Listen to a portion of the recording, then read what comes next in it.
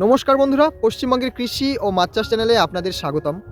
বন্ধুরা, আজকে আমাদের আলোচনা, এখন আমাদের সিজনটাই চলছে কিন্তু বড় মরশুমের ধান রোপণের। মোটামুটি আজকে আমাদের এখানে ফেব্রুয়ারির মোটামুটি 2 তারিখ চলছে।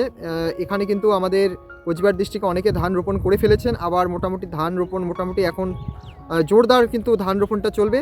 তো আমাদের এখানে যে 33 শতক বিঘা, এই 33 শতক বিঘায় আমরা কি পরিমাণ সার প্রয়োগ করব, শুরুর থেকে কি কি কীটনাশক বাদেও আমরা কীভাবে আমরা মাজরা পোকা দমন করতে পারবো, এবং এর পাশাপাশি বাংলাদেশ থেকে যে সমস্ত দর্শক বন্ধুরা দেখছেন, আপনাদের এলাকায় আপনারা কোন কোন জিনিসগুলো প্রয়োগ করলে ভালো রেজাল্ট পাবেন, এই নিয়ে আজকে বিস্তারিত আলোচনা করব। বন্ধুরা, আপনারা ভিডিওটি না টেনে শুরু থেকে শেষ পর্যন্ত দেখতে থাকুন। চ্যানেলে নতুন দর্শক হলে চ্যানেলটিকে সাবস্ক্রাইব করে পাশে বেল আইকনটিকে বাজিয়ে রাখুন পরবর্তী নোটিফিকেশনগুলো পাওয়ার জন্য। ভিডিওটি ভালো লাগলে বন্ধুরা ভিডিওটিকে লাইক করুন, শেয়ার করুন এবং সকলের মাঝে ছড়িয়ে দিন। তো বন্ধুরা, প্রথম যে আলোচনাটা যাচ্ছি আমি, সেটা হচ্ছে যে সমস্ত এলাকায় আপনাদের জৈব সার নেই, সেই জৈব সার না থাকার কারণেই কিন্তু জমির উর্বরতা শক্তি দিন দিন কমে যাচ্ছে, এবং এর পাশাপাশি ফলনও কিন্তু আপনারা কাঙ্ক্ষিত ফলনটা পাচ্ছেন না। তো যাদের জৈব সার নেই তারা কোন কোন জিনিস ইউজ করবেন সব বিস্তারিত আমি ভিডিওতে বলবো, আপনারা দেখতে থাকুন।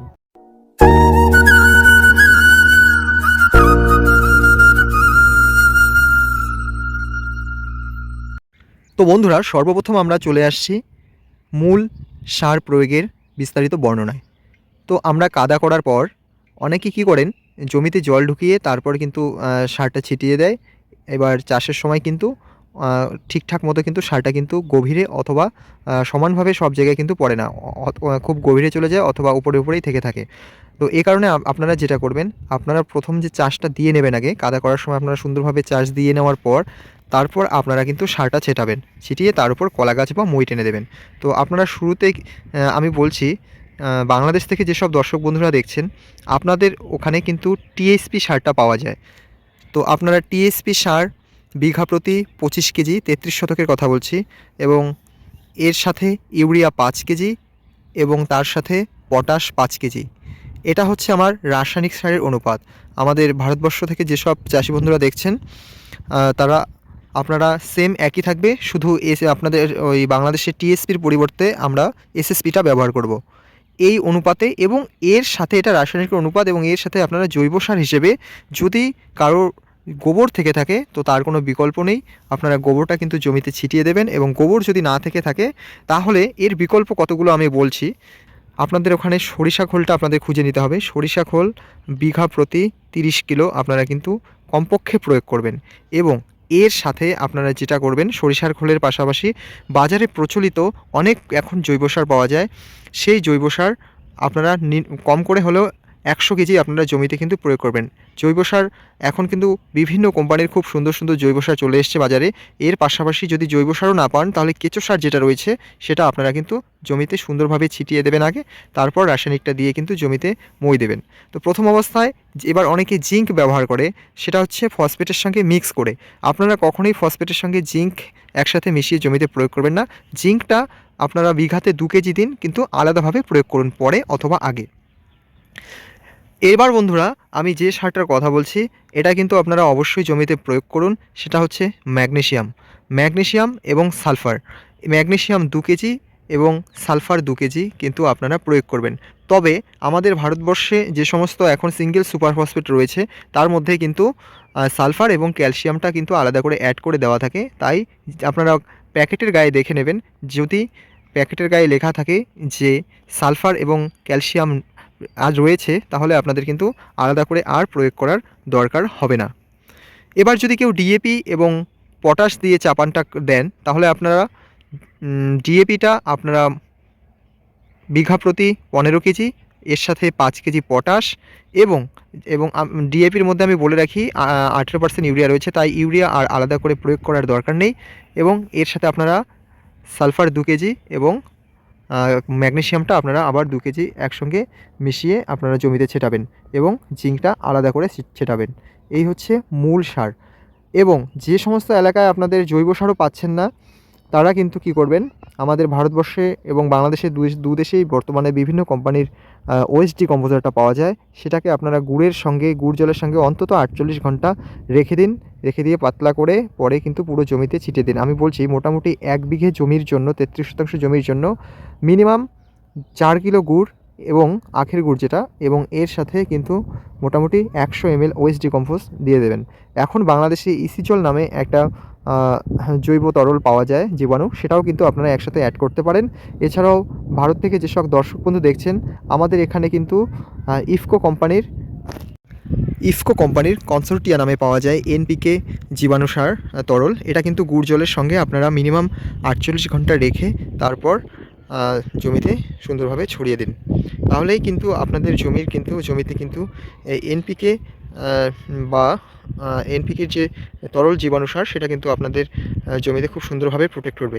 এর পাশাপাশি যে সমস্ত এলাকায় জৈব সারও পাওয়া যাচ্ছে না, তারা ইউপিএল কোম্পানির কোপিওটা ইউজ করুন গোবরের পরিবর্তে, খুব ভালো কিন্তু রেজাল্ট দেবে।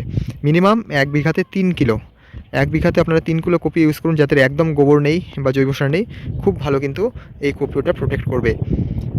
এই অনুপাতে আপনারা সারগুলো প্রয়োগ করে তারপর কলা গাছ বা মই টেনে দিয়ে কিন্তু আপনারা জমিতে রোপণ করবেন। রোপণের সময় একটা জিনিস লক্ষ্য রাখবেন, যদি বন্ধুরা হাইব্রিড ধানের চারা হয়ে থাকে তাহলে আপনারা একটা অথবা খুব বেশি হলে দুটো, এর বেশি কিন্তু আপনারা দেবেন না, দিয়ে 10 ইঞ্চি বাই 12 ইঞ্চি এই অনুপাতে আপনারা রোপণটা করবেন। এবং যদি নর্মাল যদি উচ্চ ফলনশীল ধান হয়ে থাকে সেক্ষেত্রে আপনারা এটা মোটামুটি 8/10 দিয়ে কিন্তু রোপণ করবেন, বা ঘরের বীজ যদি হয়ে থাকে আপনারা কিন্তু 8/10 এই অনুপাতে কিন্তু রোপণটা করবেন। এবং রিসার্চ ভ্যারাইটি যদি হয়ে থাকে সেক্ষেত্রে 10/10 এই অনুপাতে কিন্তু আপনারা রোপণ করবেন। সেক্ষেত্রে কিন্তু সবথেকে ভালো রেজাল্ট আসবে। এটা আমার বাস্তব অভিজ্ঞতা থেকেই বলছি, আপনারা এই অনুপাতে রোপণ করে দেখুন, খুব ভালো হবে। এবং কিছু কিছু কোম্পানির ধানে আবার এরকম বলে দেওয়া থাকে যে মেনশন করেই দেওয়া থাকে যে হচ্ছে এই ধানটা পাশকাঠি কম ছাড়বে বা বেশি ছাড়বে, এই দূরত্বে কিন্তু রোপণ করুন।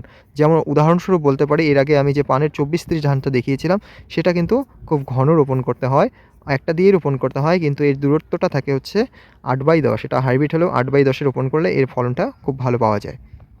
এবার বন্ধুরা, জমি রোপণ করা হয়ে গেলে জমির উঁচু নিচু অবস্থা দেখে আপনারা কিন্তু সুন্দরভাবে মাঝ বরাবর কিন্তু আল আপনারা দেবেন। আল দিয়ে যাতে জমির সব চারদিকে কিন্তু সুন্দরভাবে যাতে জল দাঁড়িয়ে থাকে। এবং 3 দিনের মধ্যে বন্ধুরা আপনারা কিন্তু জমিতে ঘাস মারা প্রয়োগ করবেন।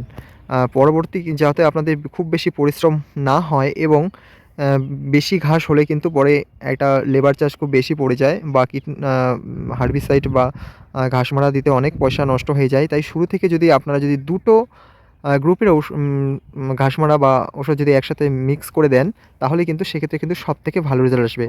আমি সবথেকে আপনাদের মাঝে যেটা বলব যে পেটিলাক্লোর সব 50% এটা সবখানেই পাওয়া যায়। এটা 100 ml বিঘা প্রতি 33 শতকে, এবং এর সাথে পাইরাসালফিউরান ইথাইল 10%, যেমন আমি ছবিতে দেখাচ্ছি। এই গ্রুপের হার্বিসাইড বা ঘাসমারা আপনারা কিন্তু জমিতে দুটো একসাথে মিশিয়ে প্রয়োগ করুন। সেক্ষেত্রে কিন্তু আপনার জমিতে কিন্তু ঘাসের পরিমাণ খুব কম থাকবে। এবং ঘাসমারা দেওয়ার সময় জমিতে খুব বেশি জল রাখবেন না, ধানের চারার থেকে মোটামুটি 2 ইঞ্চি উঁচু পর্যন্ত জল রাখবেন, এবং একটা সময়ের পর মোটামুটি 3-4 দিন আর জমিতে সেচ দেবেন না, তাহলে কিন্তু মাটিতে একদম বসে যাবে জলটা, এবং তারপরে আপনারা সেচটা বেশি পরিমাণে দেবেন, এবং তাতে কিন্তু ঘাস আর জন্মানোর সুযোগ পাবে না। সম্পূর্ণ জমিতে চারা রোপণ হয়ে গেলে বন্ধুরা, এভাবে যে কোনো জমির এক সাইড দিয়ে আপনারা কিন্তু এভাবে একটু ঘন ঘন কিন্তু বেশ কিছু চারা আপনারা এভাবে পুঁতে রেখে দেবেন, যাতে পরবর্তী কোথাও চারা যদি মরে যায় তাহলে সেক্ষেত্রে কিন্তু আপনারা কিন্তু এখান থেকে এই গুচির থেকে তুলে আপনারা চারাটা জমিতে সেই গ্যাপগুলো পূরণ করতে পারবেন।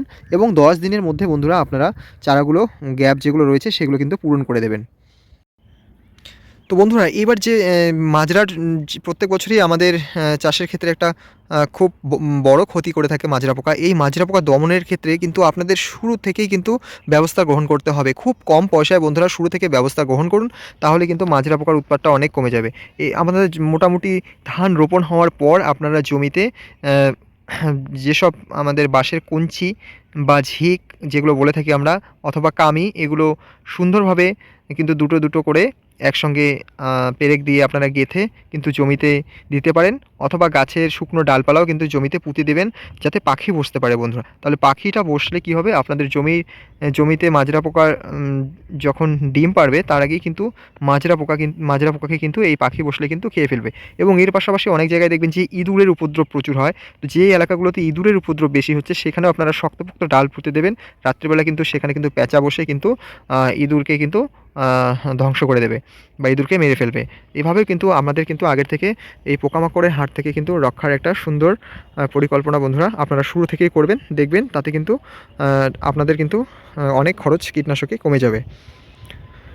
তো বন্ধুরা এর পরের কাজ যেটা আমি বলছি, এরপর বন্ধুরা মোটামুটি 10 থেকে 12 দিনের মাথায় আপনারা বিঘা প্রতি 10 থেকে 12 কেজি ইউরিয়া সার শুধুমাত্র, এবং যদি আগে কেউ জিঙ্ক না দিয়ে থাকেন তাহলে জিঙ্ক 1 কিলো এর সাথে আপনারা শুধুমাত্র উপরি প্রয়োগ করবেন, তাহলে কিন্তু খুব ভালো রেজাল্ট আসবে। তো বন্ধুরা এই ছিল আজকের ভিডিওটি আপনাদের কেমন লাগলো আপনারা জানাবেন। চ্যানেলে নতুন দর্শক হলে চ্যানেলটিকে সাবস্ক্রাইব করে পাশে বেল আইকনটিকে বাজিয়ে রাখবেন পরবর্তী নোটিফিকেশনগুলো পাওয়ার জন্য। আর একটা কথা বন্ধুরা, আপনাদের যদি মনে কোনো প্রশ্ন থাকে তাহলে আমার কমেন্ট বক্সে অবশ্যই জানাবেন, কে কোথা থেকে দেখছেন ভিডিওটা, আপনারা ভিডিওতে কমেন্ট করবেন। সকলে ভালো থাকবেন বন্ধুরা।